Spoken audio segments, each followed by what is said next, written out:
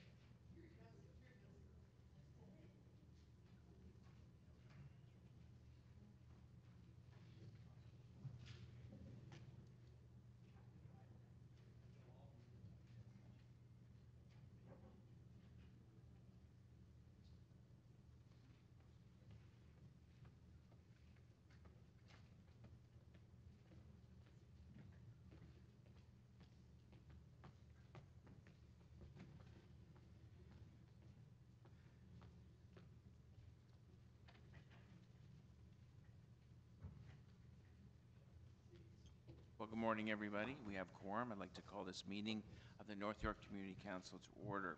Welcome to members of the committee and, of course, members of the public. Acknowledge the land we are meeting on is the traditional territory of many nations, including the Mississauga of the Credit, the Anishinaabe, the Haudenosaunee, and the Wendat peoples. Is now home to many diverse First Nations, Inuit, and Métis people. We also acknowledge that Toronto is covered by Treaty 13 with the Mississauga of the Credit. You can follow the meeting on your computer, tablet, or smartphone at toronto.ca/council, and these tapes are also being videotaped. Are there any declarations of interest under the Municipal Conflict of Interest Act? Can I have a motion to adopt the minutes of the previous meeting? Councillor Carroll? All those in favor? Opposed? That is carried. Okay, let's go through the agenda on the non-timed items. Item 1 is time for 10 a.m.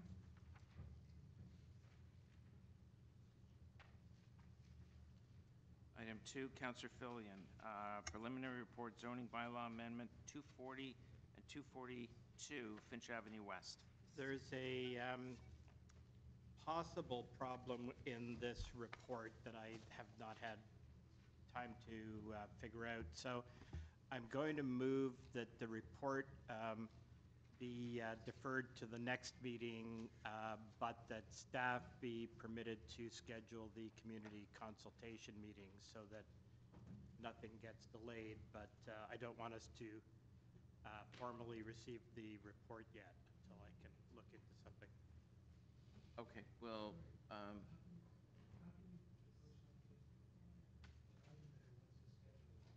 Well, yeah, sure.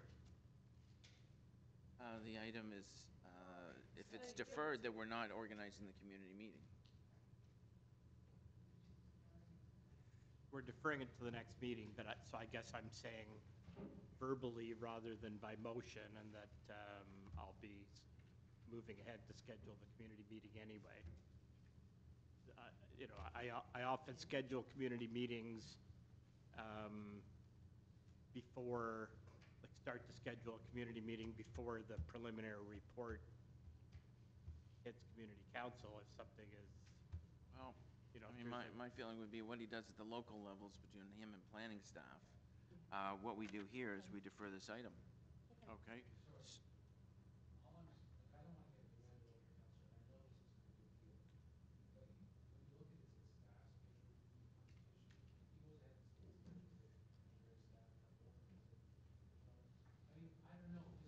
Ask the staff if it's a problem then. All right, do you want to hold that item down then? Or, Okay, do you want to deal with it right now? well, sure, I did already mention this to staff. It didn't seem like any problem at all, but perhaps Councillor Minnan-Wong can ask a question.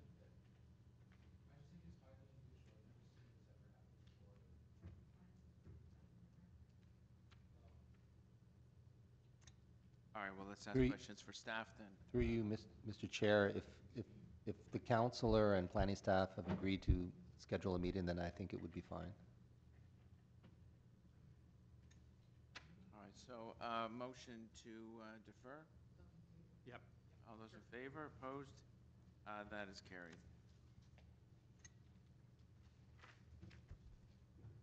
4.3, parking amendments, Eunice Road. Councillor Carroll? Yes, I can move the staff recommendations. Staff recommendations moved. All those in favor?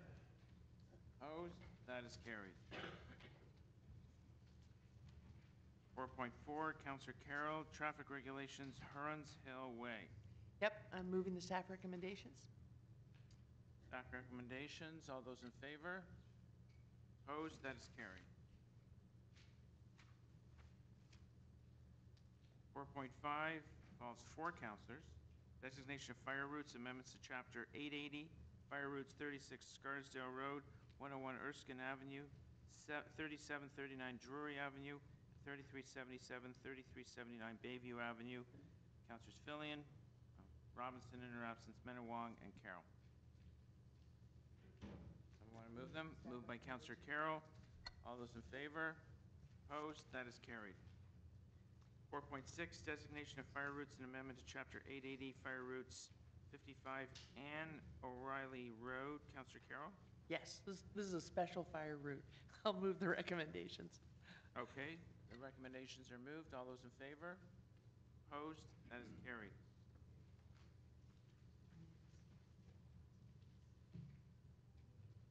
Four point seven, in absence of Councillor Cole, I will move the staff recommendations on his behalf. That is appointments to business improvement area boards and management. All those in favor? Opposed? That is carried.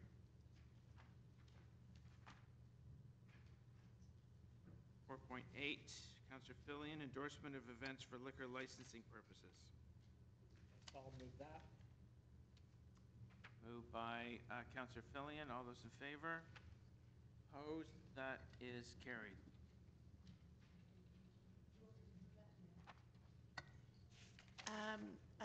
Mr. Chair, I'd like to introduce a reopening, which is a liquor license event from our previous meeting. We got the date and time slightly wrong. There's been a change to that.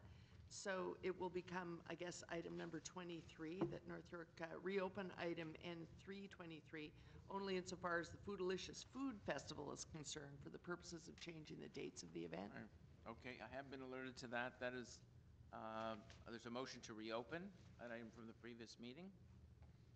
All those in favor? Opposed? That is carried. Sorry, just going back to number 8, I just saw a note here from Francine. Do I need to move this in this form? It's, I don't know, it's just something I said, could you please move it in? So do I need to? Yeah. Okay, so we do, sorry, do we need to reopen 8 and I read this out?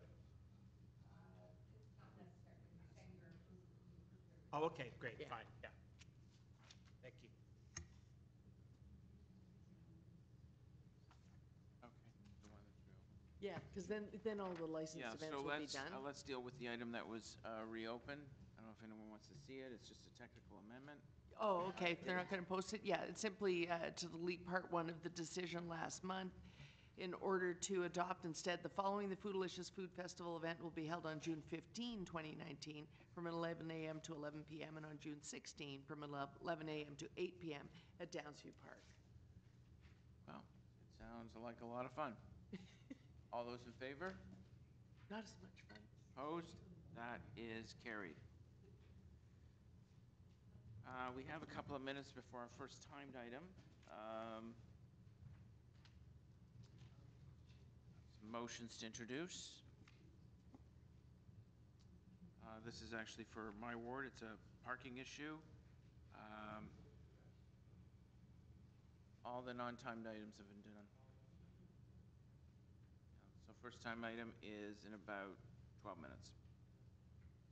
I'd like to introduce temporary time period extension of maximum 12-hour parking in the Stanley Greene neighborhood. I just need a motion to add this to the agenda.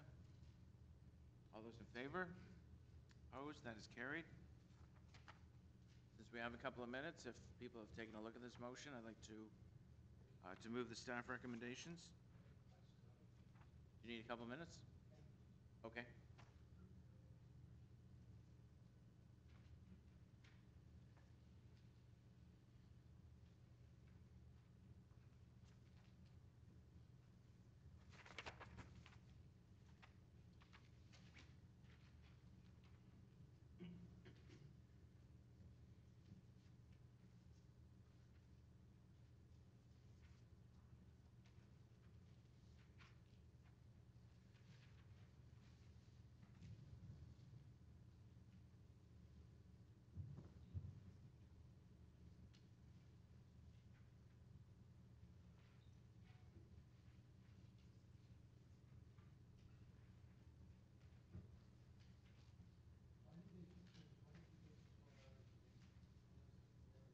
Yeah, so this.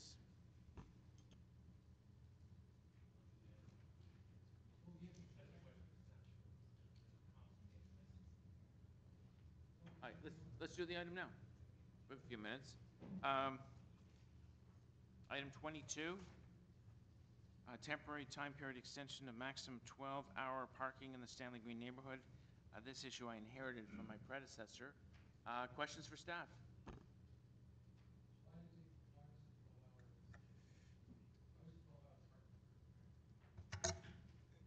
So when this development, through the chair, when this development was, I guess, being constructed. Sorry, now you just introduced a development. Maybe you have to go back. There's a development. This is the Stanley Greene development. It's a relatively new development in the Downsview neighborhood. I don't have the full background with respect to the approvals and the construction, but from transportation's perspective, the garages that were built were substandard. So people could not physically fit their personal vehicles in their garages, and they had to resort to parking on street. So that's why the original, and what was the remedy? Are they fixing it? Allowing parking on street. Ideally, through public consultation, there would be an introduction of the overnight permit parking program. So last year, former councillor Germain had introduced a motion to allow the introduction of permit parking in that ward. So that has been approved, and it laid the way for the introduction of overnight permit parking. There's a polling process. That has not been done yet. So this is an interim remedy. That's why there's time limits associated with the 12-hour time limit parking. Can I ask a question of planning first? Can I ask a question? Sure, you have the floor. So I just want to go back on this thing, because I don't remember this. So there was this development, and they built this underground parking that was insufficient. Is that right? My understanding, it was integral parking garages, and What's an integral parking garage? it's sort of like a townhouse with a garage at the front that faces the street. And my understanding is they were approved according to the bylaw standards for parking spaces. During construction, there were some obstructions internal to the garages for utilities, which shortened the space, parking space, which would make them, in some cases, undersized. So the applicant went to the Committee of Adjustment for several of the homes that had undersized parking spaces. That Committee Adjustment application was approved. So those are approved undersized spaces for which you can still park a car, but a certain size of car. So if you have a larger truck, for example, then you wouldn't be able to park it in that space. So these townhouses, they have a parking garage, and then they have a space where you can, I'm just guessing, normal. They have a space where they can put your car on the driveway, and then they have a sidewalk. No. Okay. These are in these particular instances, the garage is close to the street, so there wouldn't be enough space for a second visitor space on front of the garage. So a guy who has a roadmaster, he's kind of out of luck, doesn't have a place to put his car, right? Pretty much. I'm dating myself, of course. Yep. Okay, so this happened, and then, so the local councillor applied for on-street parking in North York, which generally is not allowed, right? Through the chair, yes, that's correct. Okay, so there's 12, so first it was temporary 12-hour parking, is that right? Through Trying the to chair, piece this yes, together. that's correct. Okay, so, but you're extending this for, this is a request to extend for a longer period of time? Yes, by an But- additional 6 months. But this is not a thing that's going to go away, right? This is going to have to be permanent on-street parking, is that correct? Where they're recommending this, is that true? Yes, that would be staff's recommendation. But, so why are we doing this for extending it just to July 2018? Does there have to be some process before this gets approved permanently? Through the chair, yes, the introduction of overnight permit parking, there is a process that must be followed. We must determine what the operating hours would be, and there's a poll that would go out. So there's a formal poll undertaken by city clerks. So essentially what the local council is asking for is for an extension so that process can be completed? Yes, that is correct. Okay, I got it. Councillor It all Carroll. becomes clear. Like, it's not, none of this is in here. This is kind of like, As I said, I inherited this problem. Okay, it's Councillor sort Carroll. of clear. I just have a couple more questions. First of all, I'm slipping. I don't remember don't us remember. stopping to look at this in this remember room. either. Did this go through, was it just sort of embedded in the site plan approval? I don't recall starting down this road of overnight parking in North York. How did this come to be? No one remembers. Yeah, it was last year that former Councilor Aljamari had introduced a motion to exempt her former ward from the provisions under the permit parking bylaw, which allowed the introduction. So that had happened. I don't recall the specific item number, but that had happened. Okay. The earlier decision on introducing the 12-hour parking, that was introduced at last July's meeting. There was the emergency meeting. It was Oh, okay. for this matter specifically. I feel better now because I wasn't here at that point. Yes. So here's the thing. I was otherwise occupied. So here's the thing. This being introduced, are there conditions around this? Once this gets done, are we putting conditions around this such that it's an anomalous situation? It doesn't open the door and overnight parking now happens throughout North York? No, there would have to be subsequent motions for subsequent or different areas. So former Councilor Aljamari's previous motion specifically identified the boundaries where it was overnight permit parking could be permitted. We still need to go through that process to introduce it, determining the operating times and the polling process. And she's not changing any overall bylaw that would have required 2/3 or anything, or council's approval? No, not to my knowledge. through the chair. Okay. I'm quite surprised. Yes, here we go again, Councillor Minawang.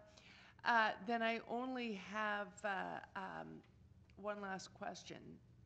I share Councillor Minawang's concern. If this is the only way these people can park, I don't know why we're not. We're causing you to have to report back in 6 months whether you're done or not. I'd be prepared to make it 12 months to make sure nothing causes you any have to report back unnecessarily when the whole process is not done. I only have one last question. Will they be subject to equitable and similar permit fees such as overnight parkers have downtown? We don't want to get into any equity situation with downtown dwellers. Through the chair, yes, that is correct. There is a set permit fee across the city of Toronto, and it would be applicable here. So all But it residents. can still be paid in North York? Yes. Okay, thank you. Any other questions for staff? Speakers? Well, I'll move the recommendations. All those in favor? Opposed? That is carried. It's 4 minutes to 10, and technically we have to wait 4 more minutes to do item 1.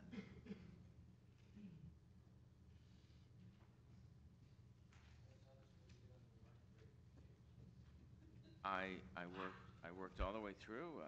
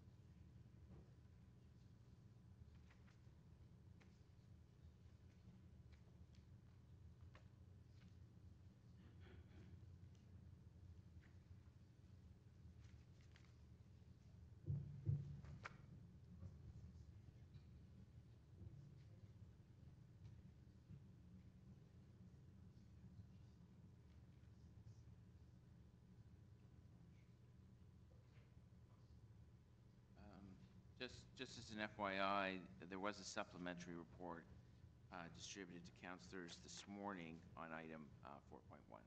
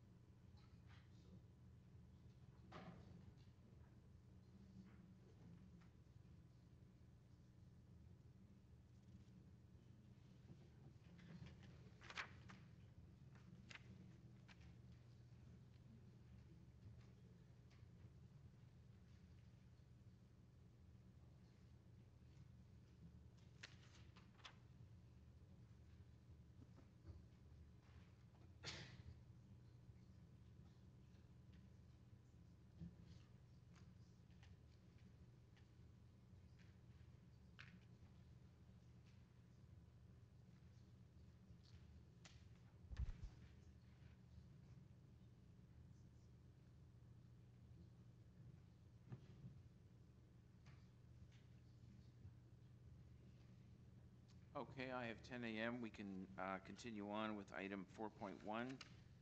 Councillor Fillion, final report, official plan and zoning bylaw amendment application 1521 Holmes Avenue. So are there no speakers? I have no speakers on the list. Okay, so there's a supplementary report which I'm at page 3 of, and I suspect no one else has read it. Came out this morning. Members of the public certainly could not have been able to see it, and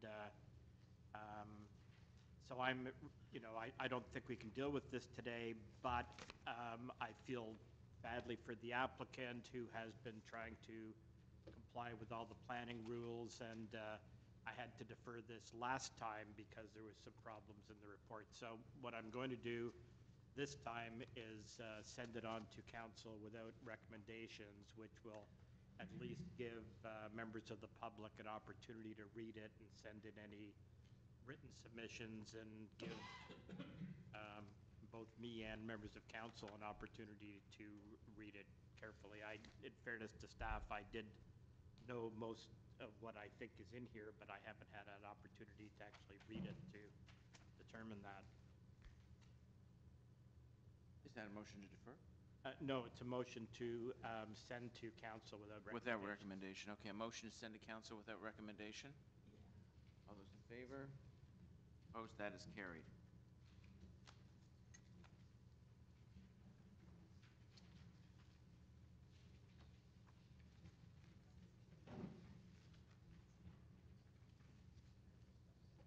Item 4.9, requested demolish residential building at 50 Old Colony Road.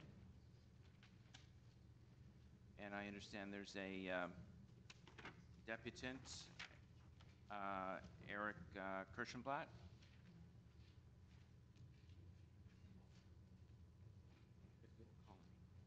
Number 9.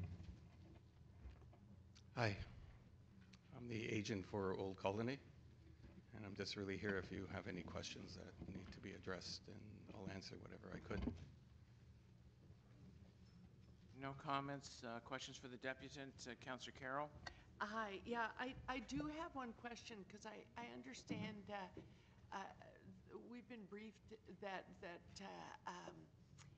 the responsibility to maintain the site, fill in the pool, et cetera, has been committed to, but there's a reservation to us adopting those as conditions? Yeah, I see that. Yeah, so our plan is to erect a hoarding across the entire front of the property and close. Sides already have fencing, and we'll Right. level everything, clean it all up, remove all the debris, and Because that was the only reason, it was my intention to move the conditions in number 3, because they are essentially that, so that the site won't be disrespected, that it's sodded and fenced and secured. right, and we'll maintain it until the property is sold. Oh, okay. So if we adopted that in wording in condition 3, would there be a concern? No, no. Okay, okay. Thank you. That's very helpful. Any other questions for the deputant? Okay, thank you very much.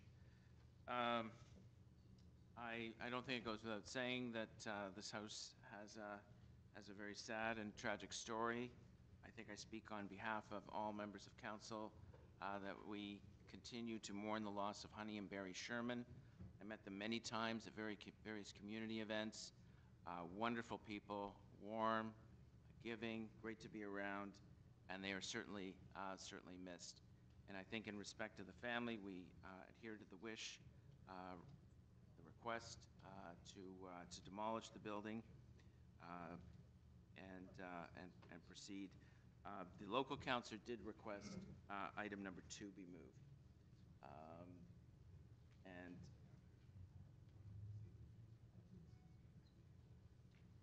I will move number 2 because that was the request of the local councillor, and I believe the word of the deputant that the site will be cleared and made safe with hoarding after the demolition. Yes. Thank you. I hear the chair loud and clear, and I understand that the local councillor left words to that effect.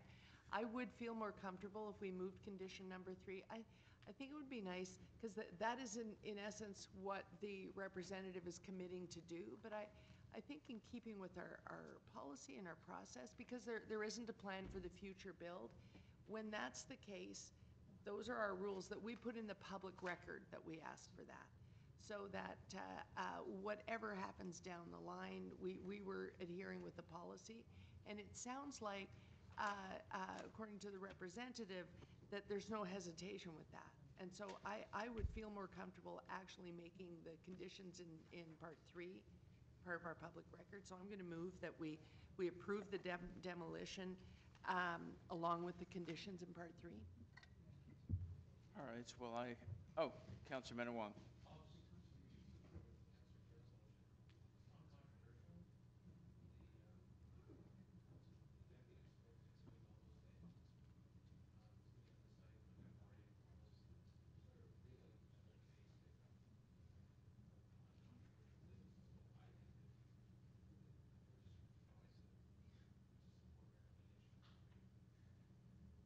Well, as I said, if I could speak now, I'm simply bound by the wishes of the local councillor who is in communication with the family. This was the request, and their word was given that it would be a demolition, a cleared site, and hoarded for safety.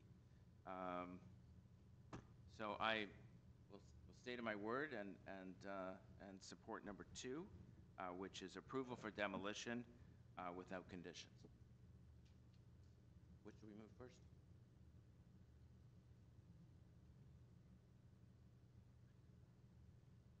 Okay, the clerk suggests we move recommendation 3 first. All those in favor? Opposed? Recommendation 3 carries. Recommendation 2 remains redundant. Once again, may the family be spared any further hardship and sorrow. Thank you very much. Thank you.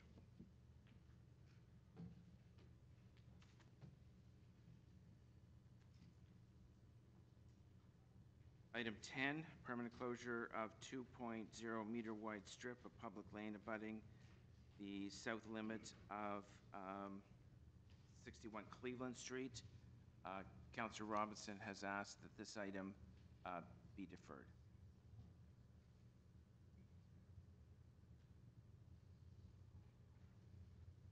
So I'll move the deferral on her behalf. All those in favor? Opposed? That is carried.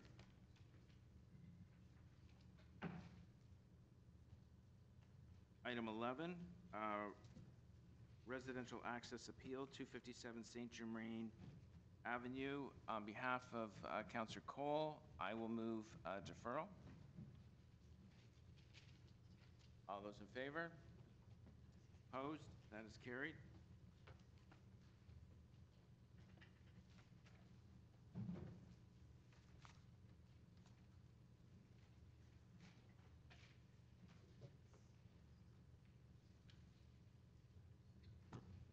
actually have to wait a couple minutes.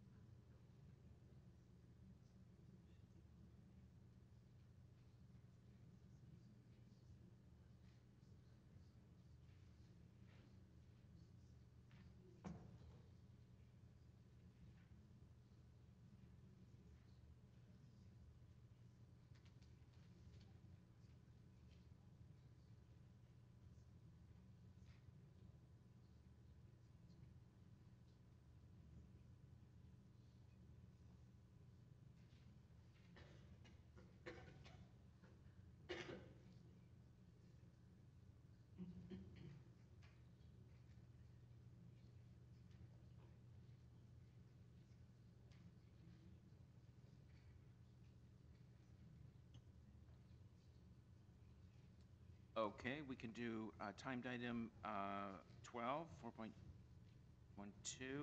encroachment appeal 175 Haddington Avenue.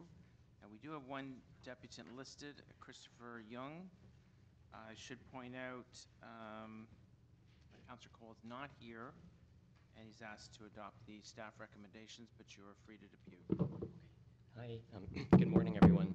Thanks for your time. My name is Christopher Young, and my family and I moved to 175 Haddington just over 2 years ago. We love the neighborhood, we love the backyard space, and it's perfect for our 2 young boys who spend a lot of their time back there. The fence was there when we moved in. It's probably been there for about 10 years. We maintain the fence, we maintain the grass on both sides. There's a lot of space between the fence and the street. We've never had any complaints. We actually never didn't even know it was encroaching on city property until we got the notice of violation. So when we got the notice, we immediately contacted the city staff, and they were really helpful. They helped us ensure the fence was safe, wasn't in any sight lines. They assisted us in contacting the Ontario One call, so we got clearance from Hydro, Bell, Enbridge, and those places. So we're really thankful for them.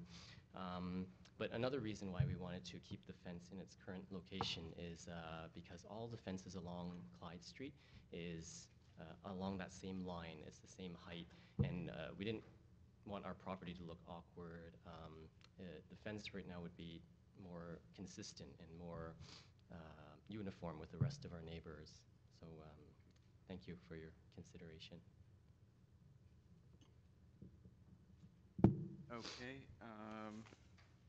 thank you. Any questions for staff? Yes, Councillor Carroll? Just a quick one. I don't think I have any issues with this one, but I didn't understand that it was an existing fence, because we have a site plan, but we don't have a photograph. Oh, just, sorry, one sec. You're free to sit down. Thank you very much. Thank you.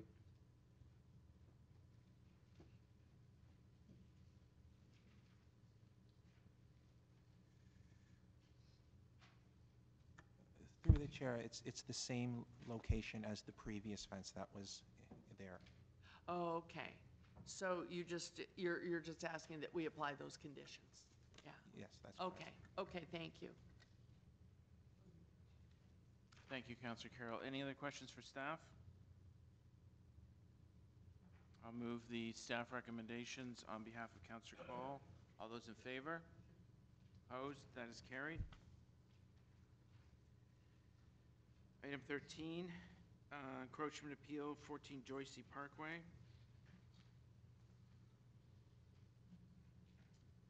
Any questions for staff? Councillor Cole. Yeah. Okay, no questions for staff, no speakers. I'm going to move the staff recommendations. All those in favor? Opposed? That is carried.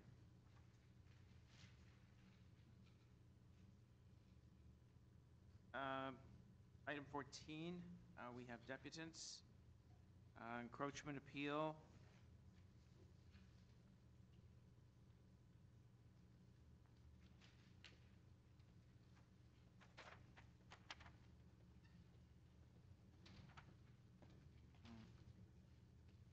Is Justin DiDio in the room? Yes, I do apologize. You had an opportunity to speak on item 13. Would you still like to speak? I'm just the property owner, just to answer any questions you may have. Are there any questions for the deputy? I realize this item has carried already. We adopted the staff recommendations. Thank you. Thank you.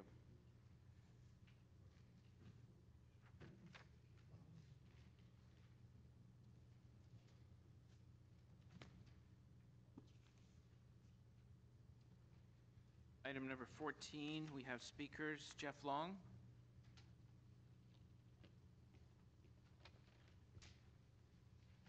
Good morning. Thank you for coming. Good, yeah. I'm a little unprepared for this because I only really found out about this on Thursday.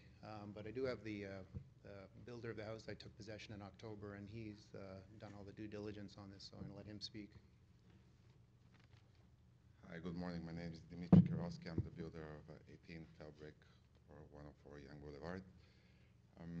The issue with the fence, there is an issue with the fence with the current neighbor, which is behind the driveway is actually located behind the back fence.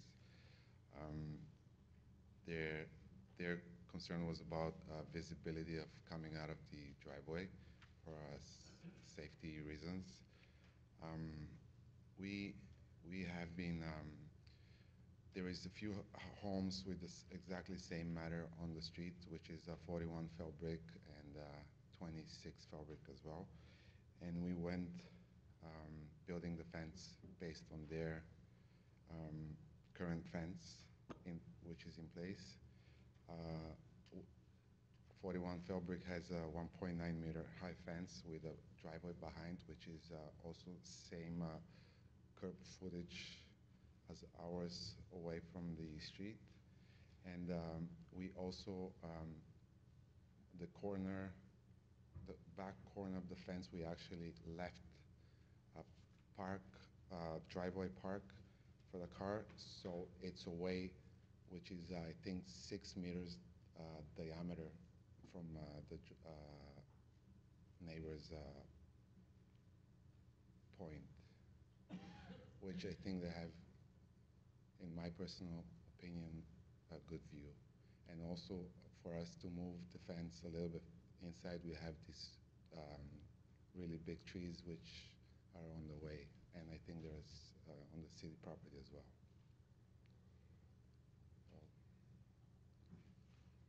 That's my. Okay, thank you very much. Any questions for the deputant?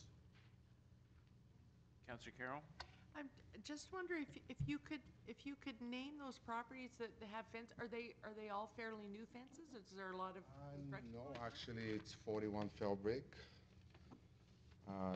and the other one is I believe 26 Felbrigg, which is right on the corner lot of the Beer Gardens in Felbrigg. Ah, okay. Thank you. That's my question. Sure.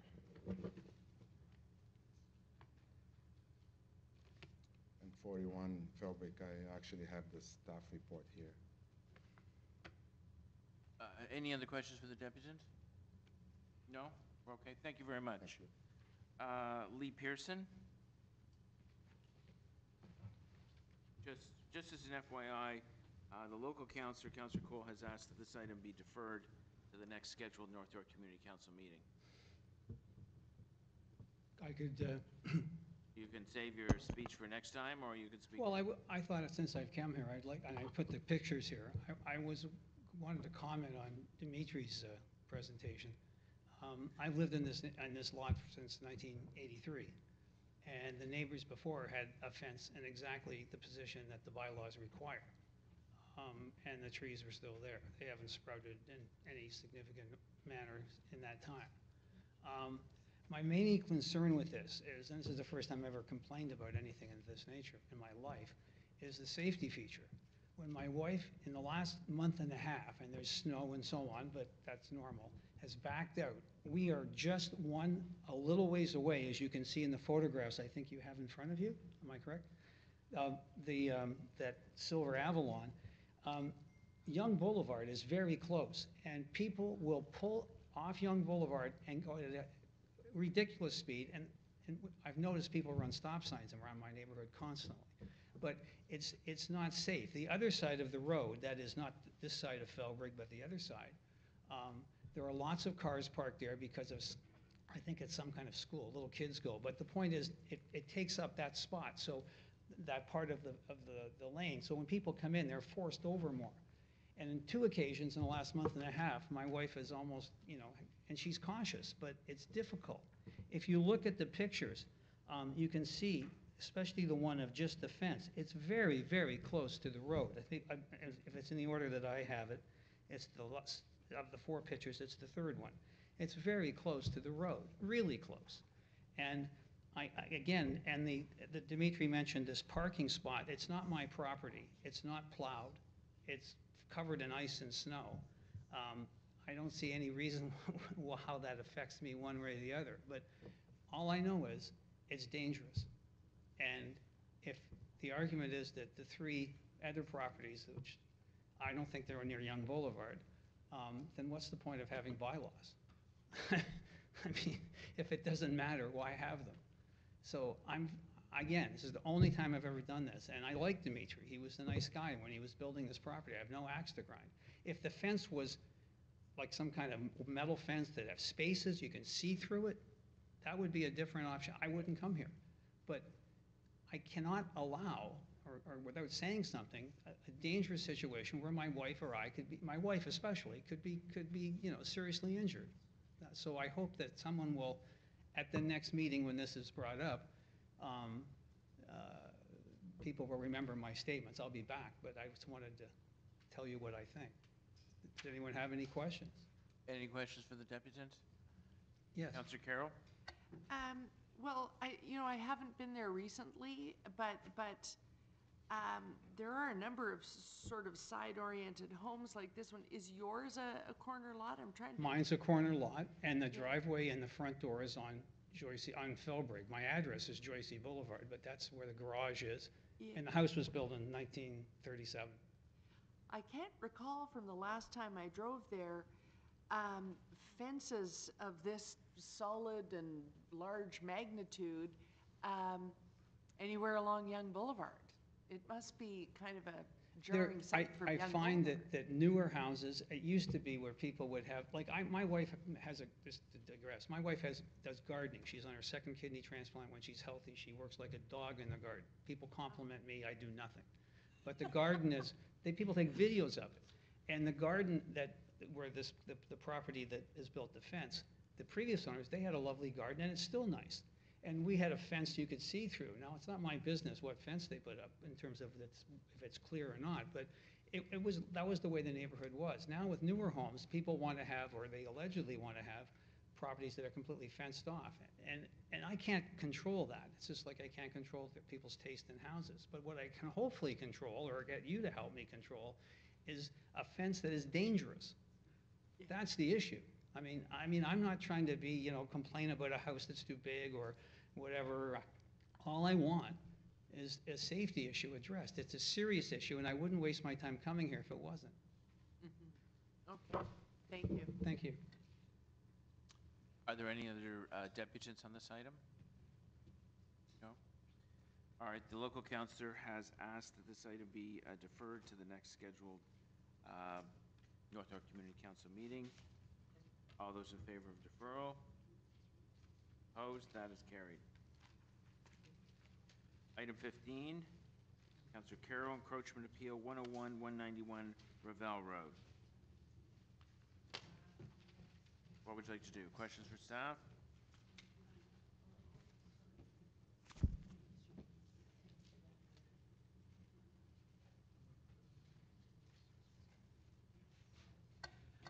No, what I would like to do is move the staff recommendations and the conditions. Okay, the staff. That the approval be subject to the conditions outlined in the report. Yeah. All right, well, the local councillors move the staff recommendations with conditions. All those in favor? Okay, thank you. Opposed? That is carried.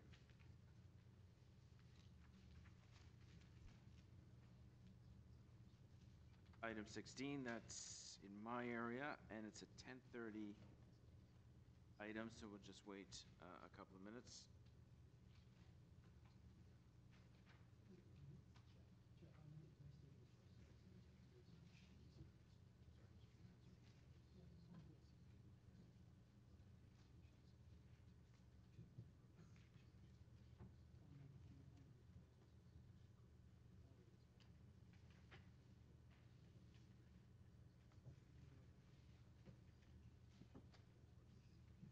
All right, I think we can do item 16. I'm going to defer this item to the next scheduled North York Community Council.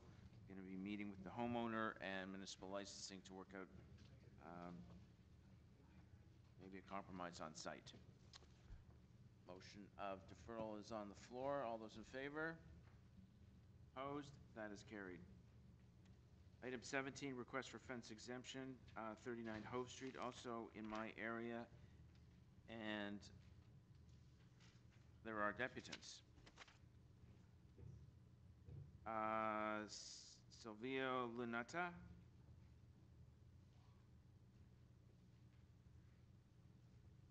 Just a heads up that I'll be deferring this item to the next North York Community Council meeting. You're free to speak today, but you can only speak once. You can't speak this meeting and the next. Good morning, everyone. My name is Silvio Lunetta. I'm the owner of 39 Hove Street. I've been there for 15 years, never had a problem, still today, with any of my neighbors. The last 7 to 9 months, a vehicle appeared parked probably in the driveway twice a week, 3 times a week at its most for a couple of hours of a day. I could have easily taken pictures and diagrams and the whole thing, but this whole thing could have been resolved through just knock on the door. I would have been more than happy to accommodate his request. I don't think anyone is here to discuss their problem of the vehicle, or my trees, or my bushes. If you measure from the driveway to the street, there's driveway, sidewalk, driveway. It's roughly 8 feet. If you measure from the steering wheel to the back of the vehicle, it's roughly 6.5 feet. So there is clearance. It's not that there's not clearance. Now, if you want me to trim a cedar, no problem. Just knock on my door. I'll be more than happy to accommodate you. If you ever get a chance, go by Hove Street. It's a beautiful street, especially in the spring. It's matured, it's cleaned, not a lot of traffic. And most of my neighbors back their vehicle in. They don't drive it in. They back it in. And, you know, some people just like to drive it in. I can't say yes or no to that. But what I could say is that I'm proud to be able to speak here in front of everyone. You guys are doing a great job. Keep it up. Hove Street is a beautiful street. And I'm here to work with the neighbor, or sorry, that vehicle, whoever they may be. And if you get a chance, drive by in the spring. It's a beautiful street. That's all I have to say, and thank you for your time. Great, thank you. It truly is a beautiful street. Questions for the deputant, Councillor Carroll? Yes, hello. So Hi. it sounds like you are willing to trim the cedars. Well, I really don't have to, because there's shrubs and then there's cedars, and there's enough clearance for him to see if he has to get onto the street. Like I said, there's 4 feet, or roughly 8 feet from the beginning of the driveway leading into. Yeah, I can see the pictures, yeah. You're right, leading, so there's enough room. Now, because I'm a great neighbor, I like to carry the same profile if I can. I'll take out 1 cedar, because that's all I see happening here, and I'll cut it down a foot from the ground up, so it gives it more than enough room, and we're all friends.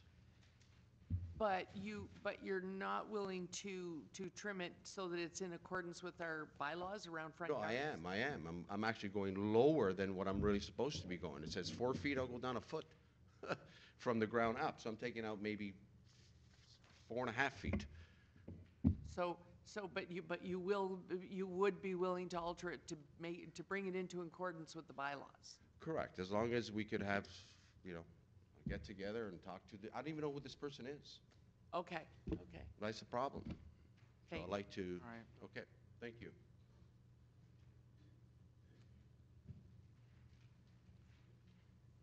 Santo Aquaviva? Right here? Oh, great. Thank you for coming. Good morning, Council. See that? You can see that. Okay. So, thank you. I want to thank Silvio for his comments, but one of the things I want to talk about is the actual cedar hedge. So the cedar hedge, as installed, as you can see on the picture, forms a barrier to the required daylight triangle towards the north for vehicle movement reversing from within the front yard of the neighboring property to the south.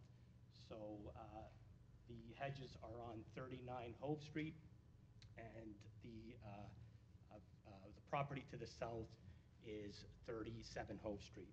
So in 39 Hove Street, the current front yard configuration, a vehicle reversing from 37 Hove Street does not have any visual, and I do have more visuals on this, does not have any visual connection to the ongoing pedestrians or vehicle traffic from the north until approximately 1.2 meters from the sidewalk edge.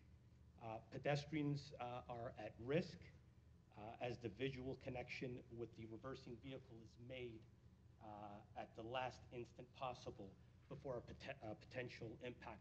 Now, I've had, as I've backed out of the driveway, I've had pedestrians walking, stopping abruptly. You know, a lady with a carriage, a baby carriage, stopping abruptly, asking me, "Oh, wow, I didn't even see you back out of there." And I'm going to show you just a few more pictures. So this is as I'm backing out of the driveway.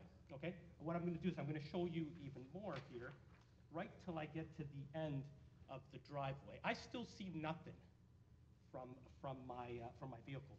What you actually see is once I get to this point here, where I can actually see people coming, this is how far my car goes onto the sidewalk. Okay. Now here's the thing. The thing is I've had my mother-in-law who lives on 37 Hove Street.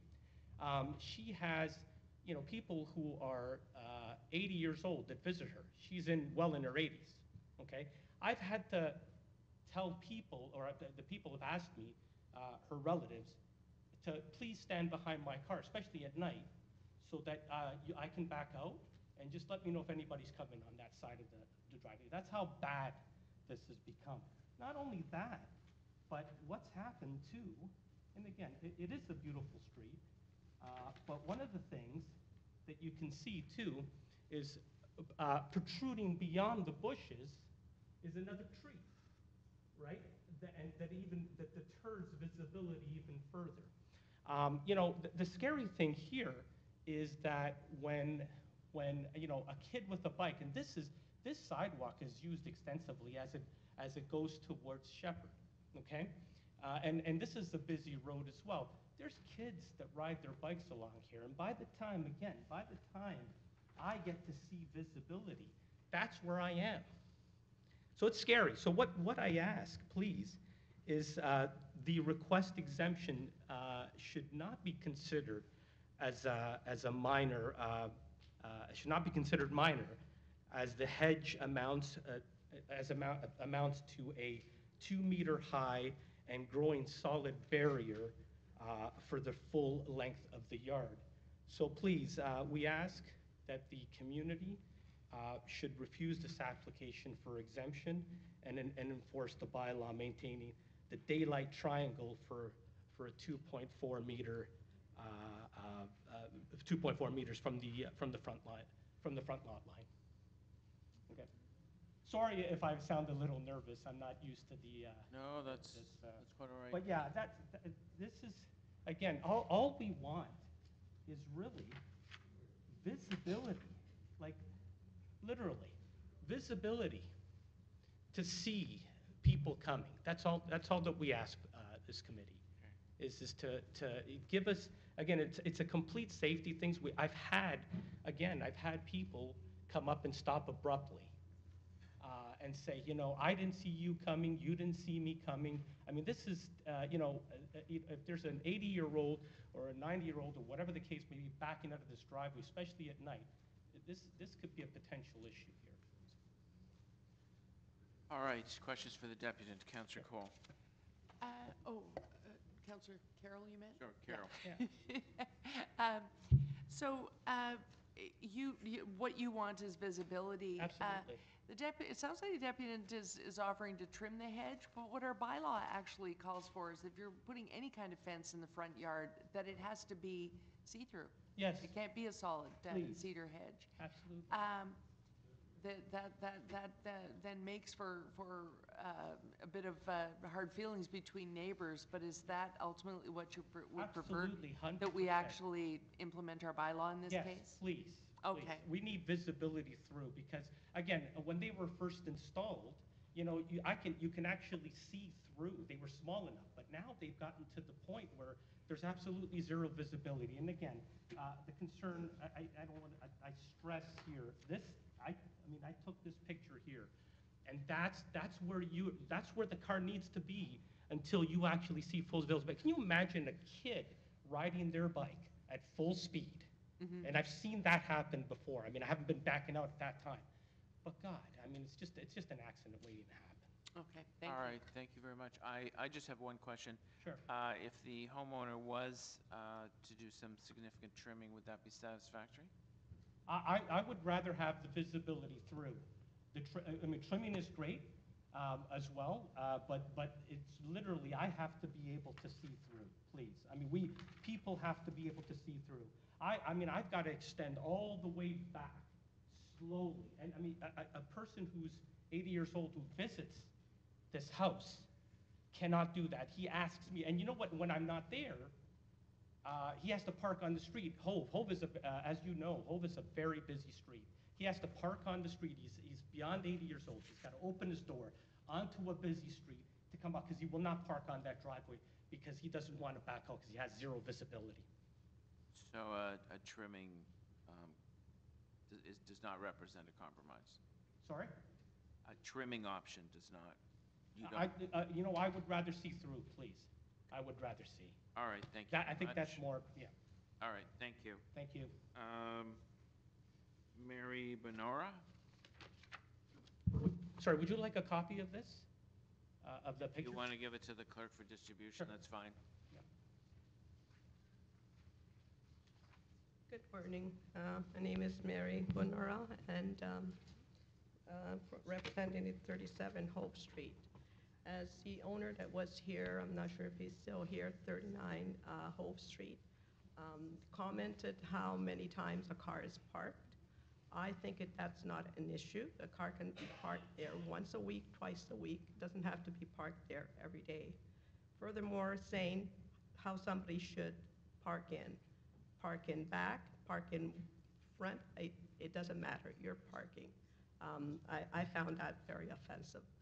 Anyway, I wrote mine, and forgive me, I haven't fighting a bad cold, but so I wrote my speeches more on a personal matter.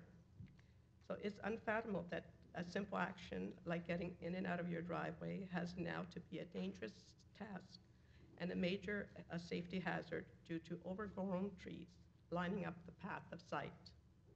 This should be a path that is clear for safety, and instead of driving out now, it's become impossible to see cars driving, and furthermore, pedestrian or children. Not only as a driver, you're unable to see who's passing by, those that are walking, and also unable to see the cars that are slowly backing out. It's become a major obstacle to the visitors that no longer feel they can park in the driveway. And Hove Street, like it was mentioned, is a two-way street. There's a plaza at the corner, kids will bike, good weather, and also there's a daycare just down the street. So we have visitors now parking on the street. So why should we, as inconvenient like this, on a property that is our sole right to park on, why should we fear hitting the pedestrian or passing car because someone decided to put unnecessary trees? And why a happy visit ends up with a stressful feeling as an owner and as a visitor? It is completely unacceptable, and we just had enough now. So my question is, does someone need to get hurt before any action is taken? Because we saw the pictures, it's unacceptable. You're practically at the sidewalk, and now the hedges are getting bigger, and by trimming, I don't want to waste other people's time, because once you trim, trees will continue growing. Thank you for your time. All right, thank you very much. Any questions for the deputants? My plan was to defer this item because the homeowner wanted to meet on site with municipal licensing and myself to look at a trimming option, so I will move deferral. Yes, you're entitled to speak to the deferral. Thanks. Just to speak to the deferral, I'm just Google searching and looking at the pictures on the site. I really hate to waste staff's time. I don't think trimming is the answer here. Trimming the hedge, it hints at somehow we can predict how people will park, what size their cars are going to be, and all the rest. Our bylaw is that you have to, any fencing that's in the front yard, you ought to be able to see through. You could trim this, but to what extent? To accommodate what cars? Somebody could move in next door and have a Mini Cooper, and then they can't see. And where does it end? We also live in Toronto. We for some reason have the perfect soil for cedars. It's just going to continue to grow and grow, and you're going to continue to have a really unpleasant neighbor relationship. All those old adages about fences and neighbors will come into play probably every couple of years when these cedars thrive again. It looks to me, the main reason I'm so frustrated here is it looks to me from the pictures as if a professional landscaper has helped design this extravaganza of a front yard. And that's when I get particularly frustrated. They ought to know our bylaws and ought not to give bad advice to owners and spend their money only to have us go in and take more of their money because we can't actually live with this. It looks to me like a professional landscaper came in and recommended all this stuff because it takes what is essentially a pretty monster home and tries to somehow bring it into proportion with everything else by putting a bunch of vegetation around the front of it. And all it's doing is flouting our bylaws and creating a safety hazard. So if the councillor wants to defer it, I won't be looking for a compromise. I'll be looking for adherence with our bylaws when it comes back. Yeah. Thank you.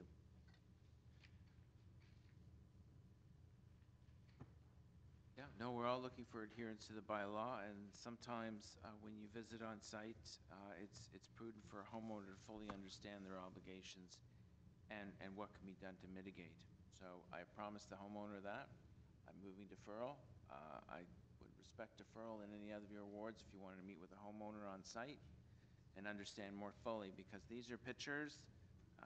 This is all fine, but when you meet right on site, you can get a true picture of what's going on.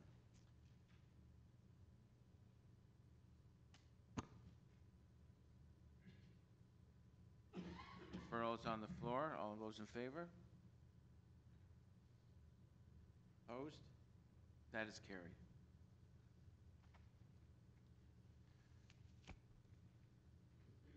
Item 18. This is Councillor Robinson's item. There is a deputant. This is a request for a fence exemption, rear yard, 48 Barrydale Crescent.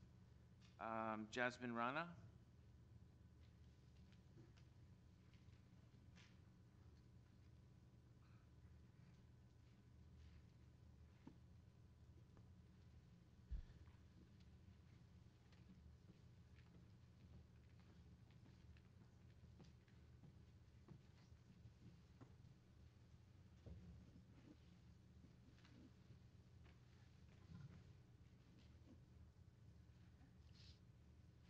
Thank you for coming. You have 5 minutes. Okay. I'm here on behalf of Jeffrey Rana, who resides at 48 Barrydale. They had put up a fence, tore down the old one. Their backyard is at a higher level than their neighbors. And I don't know, the neighbors moved, so I don't really know why we're still here. They moved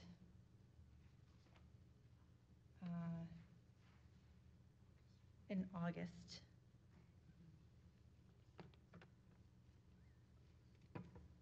Are they here? That was your presentation? Well, it's two different levels. My brother's property is at a higher level, so according to the bylaw officer, that was at a fine level, but at the other side where the Clugs lived, it is at a lower So the height level of the fence is higher on the other side at 50 Barrydale. You're the property owner? Or your brother is? My brother is. Okay. Sorry, can I just, my husband's here as well. Oh. Chris Hunt, he just wants to add something. Sorry, just, so according to my brother-in-law, they had put in for an exemption, or they were going to put in for an exemption, but before they were able to do it, the neighbors knew that they were putting in for an exemption, but they cut down the fence by a good 12 inches from the opposite side. So, knowing full well that they were applying for an exemption for the height. But from their own side, it was within legal limits. So they're trying to get the exemption there so they can have it at a proper height from their side. Okay. Councillor Carroll, questions? That's what I was going to ask, but I have a question for staff. Thank you. Right. Thank you very much. Thank you. Questions for staff? Okay, that was the most incredible part of the report, and I almost glossed over it. But you provided an update at the end of the report. So is the picture that we have in the report post mysterious trimming? They're not, the applicant is not even sure. They just came home and found their fence trimmed, but there are finials replaced. They did the whole, they cut a foot out of it and then replaced the finials and finished it off? Correct. Sorry, I'm asking the questions of staff now. Yeah. Okay. Yes, yeah.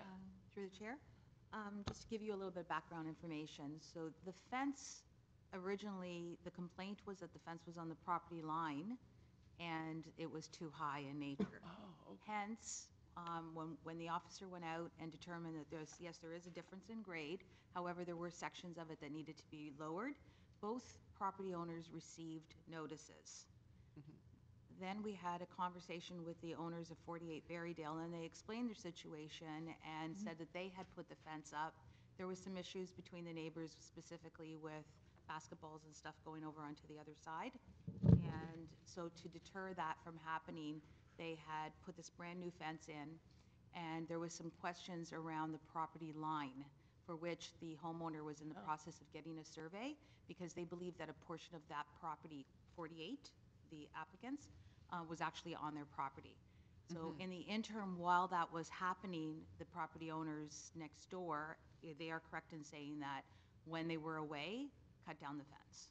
Wow. Okay. The picture that we're looking at here, is that taken from 50 Barrydale? That is correct. So that's the complainant, not the applicant. There Correct. doesn't appear to be a fence around their pool in Google either. It was, I'm not sure, I couldn't speak to it exactly, but I know that the officer did have a look at their pool fence and it did meet the requirements, so. It did or it didn't? It did. It did? Yeah. Oh, okay. I guess I just can't see it in the Google. That was the thing I just wanted to be sure of. If you arrive there, not that you're trying to really make a neighbor argument worse, but if you got there and found a totally non-compliant pool on the other side, you would highlight it. Absolutely. Health and safety. Complainant. There is Okay. no other fence around the pool. Yeah, sorry, I have to deal with staff now. Okay, so just to make sure that happens. And there is no, now I'm getting personal because the basketball fence there is actually my grandson's dream in my own backyard. That once you're inside the yard, the see-through fence that they have that mitigates the basketball problem, that's legal? I don't believe that the fence goes around the entire perimeter, and correct me if I'm wrong. It's just a section. within the yard. And it's so just that's a section okay. of it, yes. Yeah. But it does have to be in sort of, we would have, safety requirements or whatever, but it No. structurally, we don't. No, there's Once no- you're inside it's- the perimeter, we don't. There's no issues with that fence. Okay. And it's not, to my knowledge, it doesn't go all the way around. It's just on the one side where they had an issue with the neighbor. Okay, so just to put a fine point on it, if we grant the application, we don't have to apply any extra conditions because of the trimming or anything. If we grant the application now, the fence as previously trimmed is what we're approving? Correct. Okay, okay, thank you.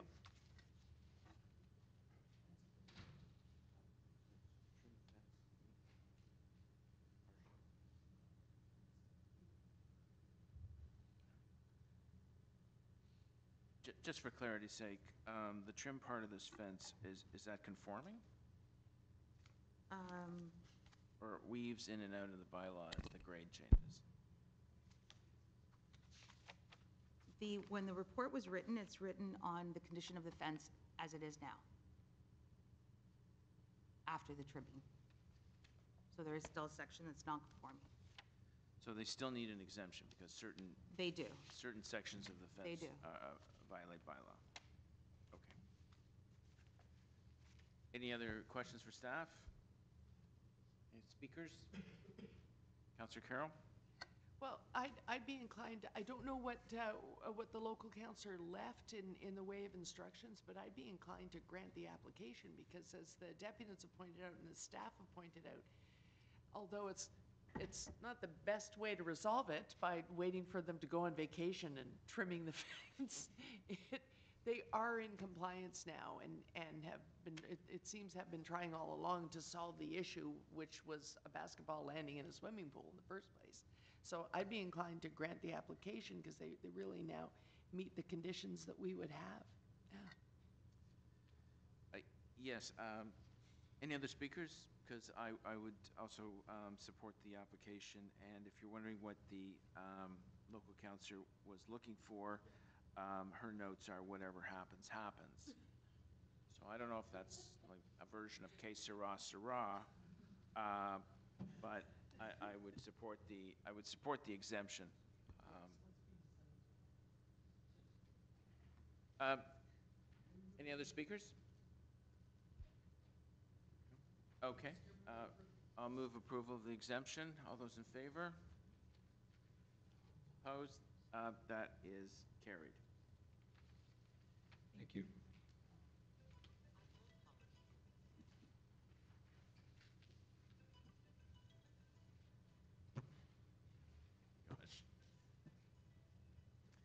Okay, item number 19.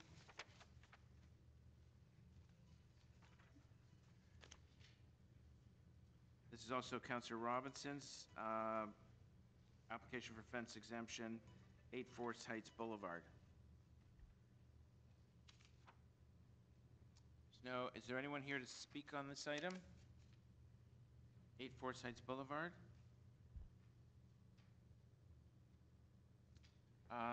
There's no direction from the local councillor. Any questions for staff? Yes, whatever happens, happens. Yes, que sera, sera. Councillor Carroll. Yes, just a quick question, because it kind of relates to something I was asking a deputy in the last one. This one, the issue is the issue is the side fence that points out to Bayview Avenue.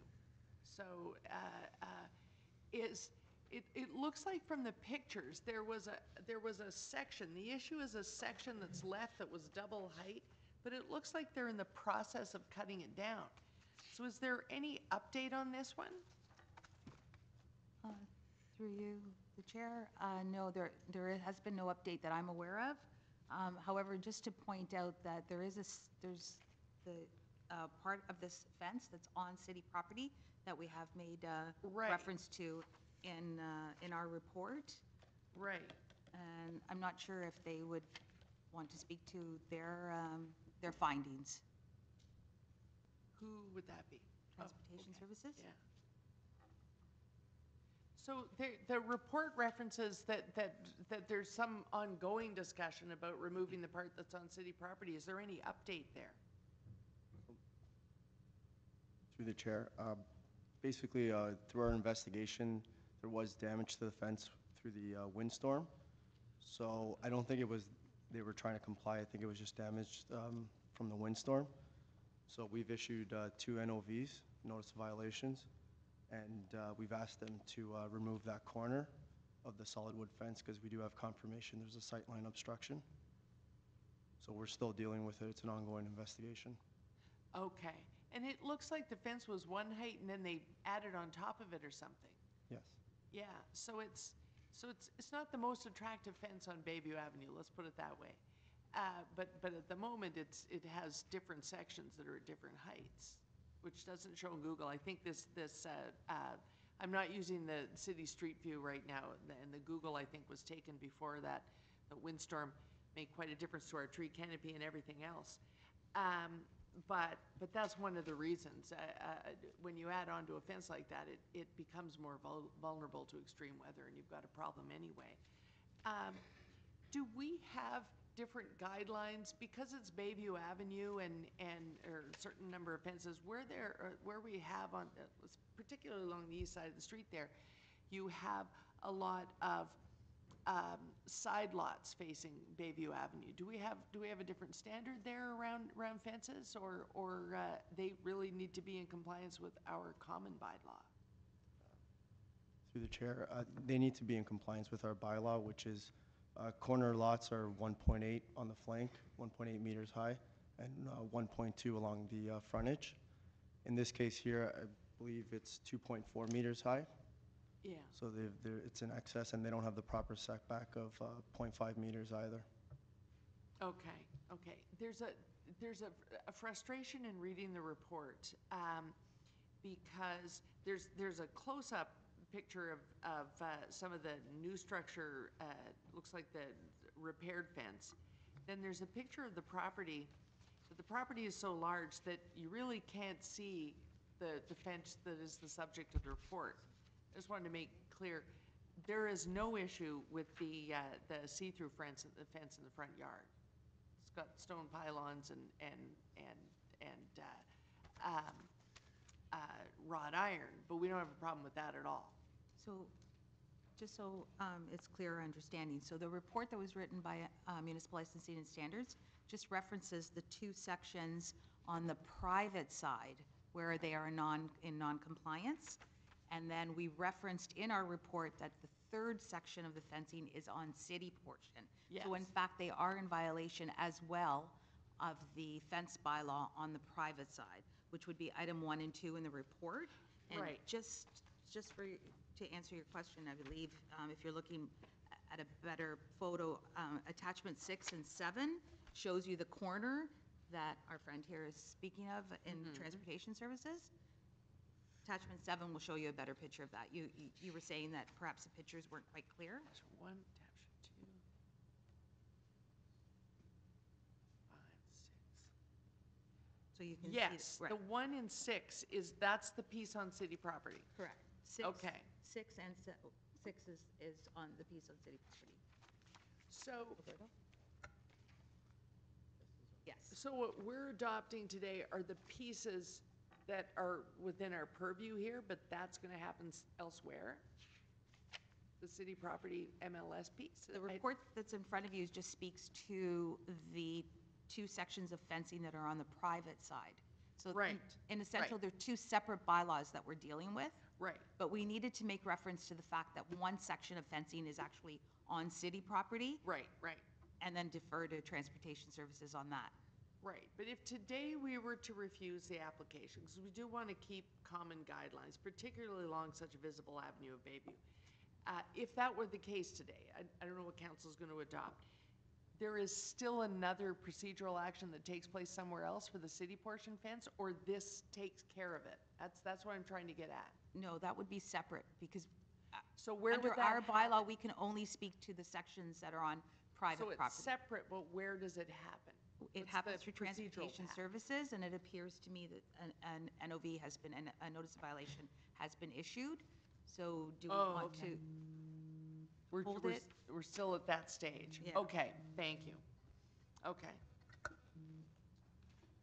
Any other questions for staff? Any speakers? Councillor Carroll. Yes, I don't know if others read this report, but it was a confusing report to read, and I was drawn to read the whole thing and try to understand it because I now have a boundary along Bayview Avenue, albeit further north.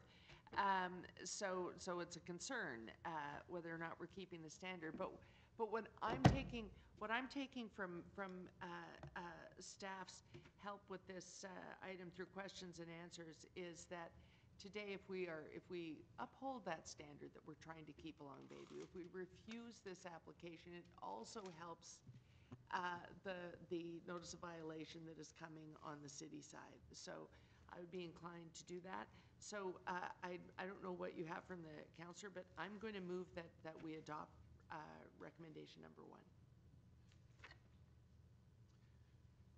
Okay, any other speakers? Recommendation number 1, it's a refusal, is on the floor. I guess it's time to vote. All those in favor? Opposed? None? The application is refused.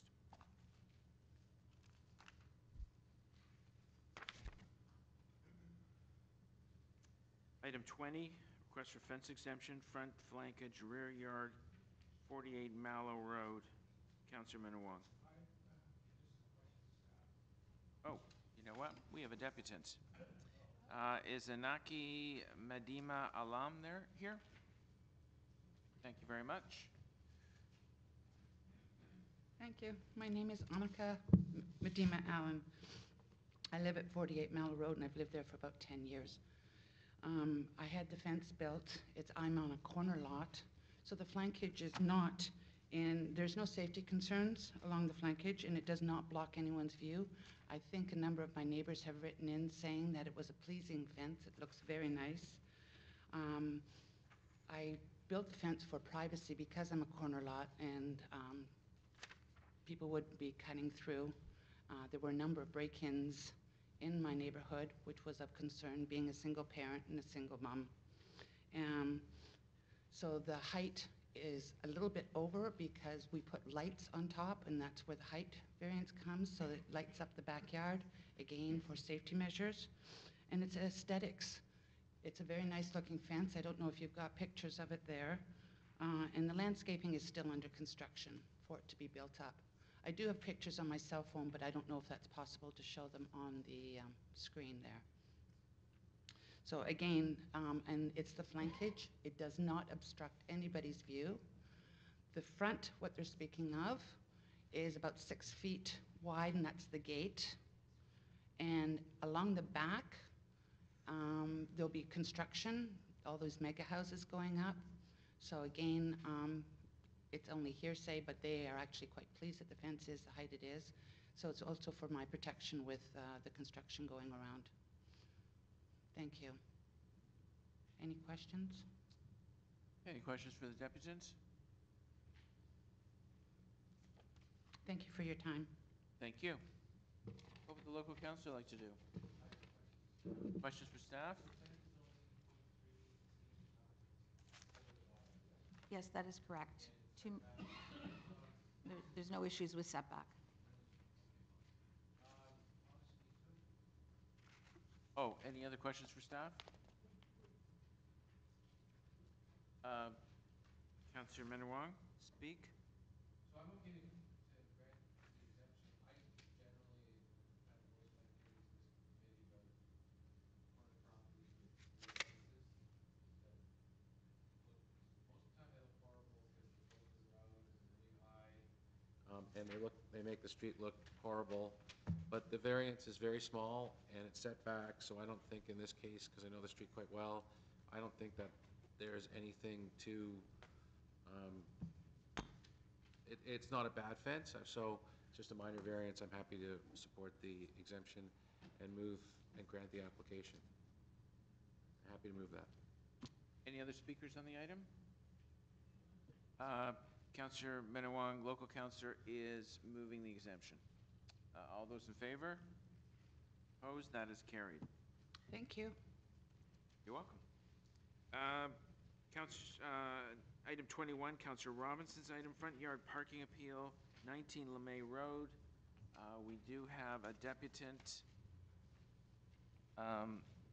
Apostolos Sigalos.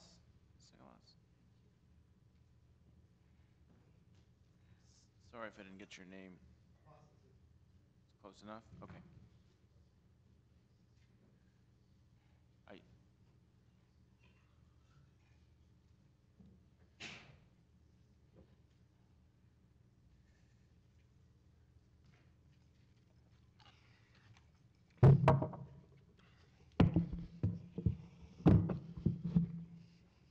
Hi, my name is Apostle Sigalis. I live directly next door to 19 LeMay at 17 LeMay Road. I appear to contest the parking pad. The Morwick family, which we found out recently in the past 6 months, has had issues in the neighborhood with harassing neighbors. He was criminally charged, Jonathan Morwick was criminally charged with assaulting the landlord, or the owner of my place, where I live at 17 LeMay. I'm going to read what's happened in the past 2.5 years, where we've been systematically harassed. It reads like a statement of claim, because it is a statement of claim, but I think it's probably the most efficient way to get this information out. Again, I'm the Sigalis family. My neighbors are the Morwicks, and Mr. Morgan is the owner of 17 LeMay. So the background is... excuse me, just a word of caution. We're here to talk about a parking pad. Yes. And not to dispute with a neighbor. Well, the dispute in the neighbor is what he's done in the past with construction. If I can read this, you can stop me.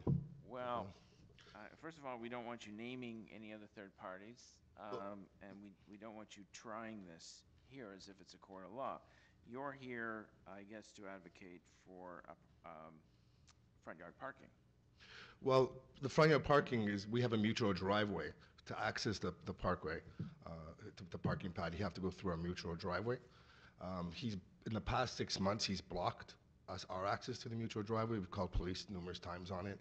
The reason why this is relevant is he had 2 large construction projects in the backyard, one with an addition that lasted 10 months. And he gave us 24 hours notice that he would be removing the fence and blocking our access to our backyard. If this parking pad is issued, I guarantee you that he will be utilizing it to further harass our family. We have police reports from the Toronto Police where our neighbor has sent videos and tried to create a narrative where stating that I've been harassing him. In the police report. Mr. Chair. Mr. Chair. You're at 17 yes. LeMay Road, and you're fighting against this appeal. Yes. So I think you should stick with the principal argument in front of us on why you think this appeal should be denied, rather than trying to try the case here against your neighbor. Obviously, the two of you don't get along. That's clear. Yes. Well, issuing the parking pad will be a detriment to the neighborhood. I mean, obviously, there's not enough green space on the street. I think there'll be flooding issues, too, with the absorption of water and rainwater. There's not too many parking pads on our street. And I think what's happened is the people on the street, I think 2 other neighbors have sent in emails to the councillor stating that they're protesting it. Myself, aside from what I just mentioned, I do believe that he would be using our mutual driveway and blocking our access, as he's done in the past, and it's been documented by the police, by giving him the right to have a parking pad and use our driveway.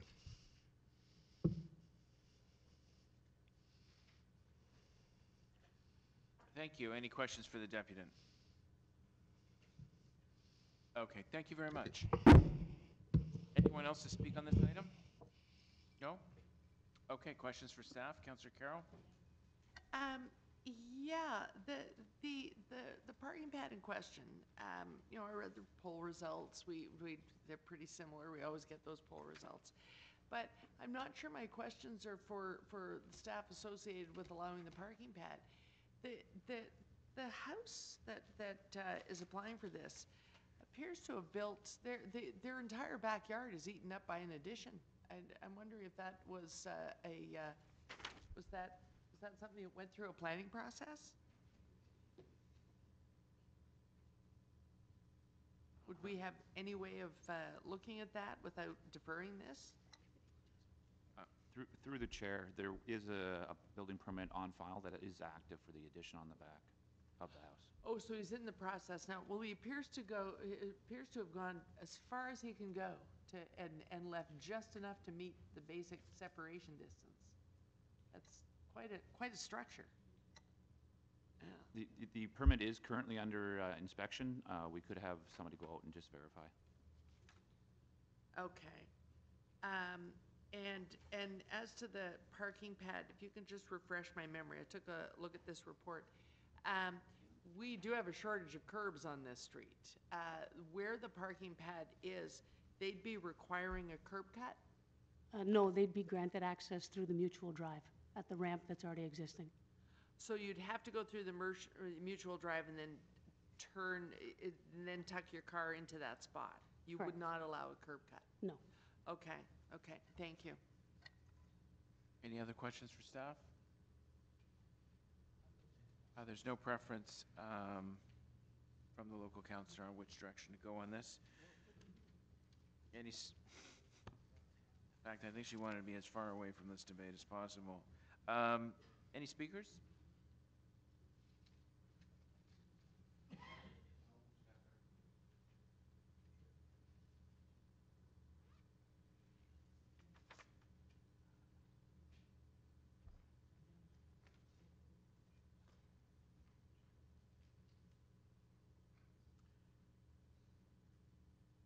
Okay, the recommendations are on the floor. All those in favor? Opposed? That is carried. Councillor Carroll, you have a motion to introduce and enact certain bills. Oh, we don't have any additional items, do No, we? I think we're done. We dealt with them. We're wrapping up. That the North York Community Council pass and declare as bylaws bills 406 to 410 and 452, prepared for the March 19th, 2019 meeting number 4 of the Community Council. Shall these bills be passed and declared as a bylaw? All those in favor? Carried. Councillor Fillon, you have a motion to introduce and enact confirming bill. To declare as a bylaw a confirmatory bill to confirm the legislative proceedings of the North York Community Council acting under delegated authority at meeting 4 on March 19th, 2019. Shall this bill be passed and declared as a bylaw? All those in favor? That is carried. Thank you very much. We are adjourned. Enjoy the rest of the day.